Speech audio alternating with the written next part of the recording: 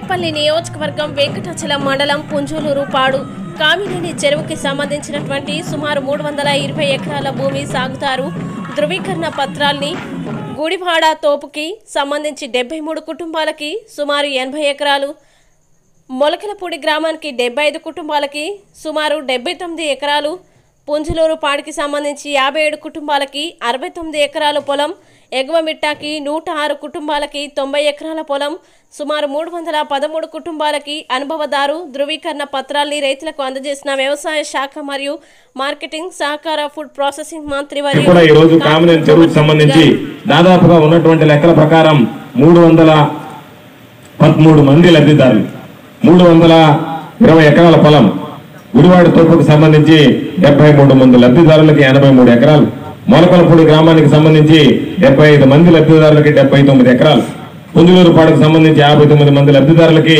67 ఎకరాలు, ఎగువమెట్టకు సంబంధించి 106 మందికి 90 ఎకరాలు. ఇవన్నీ కూడా ఈ రోజు పంపిణీ చేస్తున్నాం. దాని ద్వారా రైతాంగానికి సంబంధించి ఎక్కడ ఇబ్బందులు లేకుండా చర్యలు తీసుకుంటున్నాం.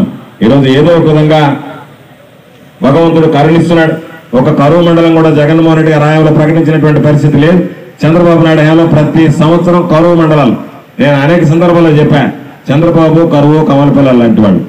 ఏ రోజు చంద్రబాబు అధికారంలోకి వచ్చినా సరే కరువు విలయతాండం ఆడాల్సిందే. అందుకనే మీరు గమనించారో లేదో చూడండి, చంద్రబాబు ఉంటే ప్రకృతి ఎంత విలయతాండం ఆడుతుందో. మొన్న ఏదో 3 శాసన మండలి సీట్లు గెలిచామన్నారు, ఊరేగింపులు చేసుకున్నారు. రెండో రోజు వడగళ్ల వాన కురిసి ధ్వంసం అయిపోయింది. మొత్తం దశాబ్దాలుగా పెండింగ్ లో ఉన్నటువంటి కామినేని చెరువు సంబంధించి 320 ఎకరాలు, సుమారు 300 మంది లబ్ధిదారులకి భూమికి సంబంధించినటువంటి హక్కు పత్రాలు ఈరోజు పంపిణీ చేయడం జరిగింది. అయితే ఈరోజు ఒక్కసారి చూస్తే అర్జున్ రావు గారు కలెక్టర్గా ఉన్నప్పుడు ఈ CGFS భూములు ఇవ్వడం, ఆ తర్వాత చంద్రబాబు నాయుడు గారి హయాంలో CGFSలన్నీ రద్దు చేసి డీఫామ్ పట్టాలు ఇస్తానని చెప్పి ఆదేశాలు జారీ చేయడం, CGFSలు అయితే రద్దు చేసి డీఫామ్ పట్టాలు ఇవ్వకుండా ఇది కామినేని చెరువు వాటర్ బాడీ కాబట్టి ఇవ్వలేమో అని చెప్పి పాపం రైతాంగానికి తీవ్రమైనటువంటి ద్రోహం చేయడం జరిగింది. ముఖ్యమంత్రిగా జగన్మోహన్ రెడ్డి గారు బాధ్యతలు తీసుకున్న తర్వాత, వైఎస్ఆర్ కాంగ్రెస్ పార్టీ ప్రభుత్వం ఏర్పడిన తర్వాత అధికార పార్టీ శాసనసభ్యుడిగా అనేక రోజులు ప్రయత్నించాం.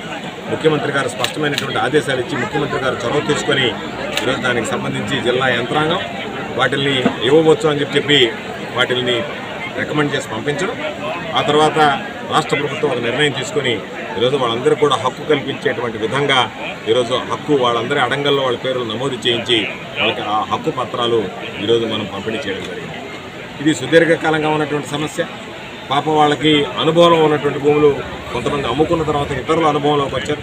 వాళ్ళకి ఎటువంటి ఆధారం లేదు, ఎటువంటి ప్రభుత్వం ఇచ్చేటువంటి కార్యక్రమాలకు వాళ్ళు నోచుకోవడం లేదు.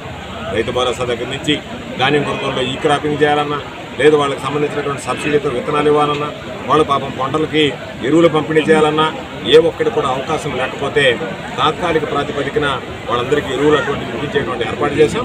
ఈరోజు ఎవరి దగ్గరికి వెళ్లాల్సినటువంటి అవసరం లేకుండా శాశ్వత ప్రాతిపదికన వాళ్ళ పేర్లన్నీ అడంగల్లో నమోదు చేసి వాళ్ళకు హక్కు కల్పించి దాదాపు 300 పైచిలకు రైతు కుటుంబాలకి ఈరోజు అది పంపిణీ చేయడం, ముఖ్యమంత్రి జగన్మోహన్ రెడ్డి గారికి ఈరోజు ముఖ్యంగా మహిళల పేరుతో వాటిని అన్నిటి కూడా పంపిణీ చేయడం జరిగింది. జగన్మోహన్ రెడ్డి గారికి అందరూ కూడా ధన్యవాదాలు తెలియజేస్తున్నారు. సుదీర్ఘకాలంగా అపరిష్కృతంగా ఉన్నటువంటి సమస్య జగన్మోహన్ రెడ్డి గారి ముఖ్యమంత్రిగా, నేను వ్యవసాయ శాఖ మంత్రిగా అనేక రకాలైనటువంటి ఇబ్బందులను ఎదుర్కొని అనేక రకాలైనటువంటి ఇబ్బందులను దాటుకొని అధిగమించి ఆ అవరోధాలన్నీ దాటుకొని ఈరోజు వాళ్ళకి ఆ పట్టాలు పంపిణీ చేసి వాళ్ళ చేతులు ఆ కాగితం పెట్టిన తర్వాత వాళ్ళ కళలో ఆనందం ఈరోజు ఎవ్వరం కూడా పాపం అంతులేనటువంటి ఆనందం ఆ కళలో కనిపిస్తుంది. కాబట్టి ఇది ఒక అపూర్వమైనటువంటి ఘట్టం. కాబట్టి దీనికి సంబంధించి ఈరోజు నన్ను అనేక సందర్భాలను 2 సార్లు సర్వేపల్లి నియోజకవర్గానికి శాసనసభ్యుడిగా చేశారు. తెలుగుదేశం పార్టీ పాపాలన్నీ ఈరోజు పాపం రైతాంగం పార్టీ శాపాలుగా పరిణమిస్తే వాటిని ఒక్కొక్కదాన్ని ప్రక్షాళన చేసుకుంటూ వస్తున్నాం. అందులో భాగంగా ఇది గతంలో వ్యవసాయ శాఖ మంత్రిగా ఉన్నప్పుడు ఆయన హయాంలో జరిగినటువంటి నిర్వాకాన్ని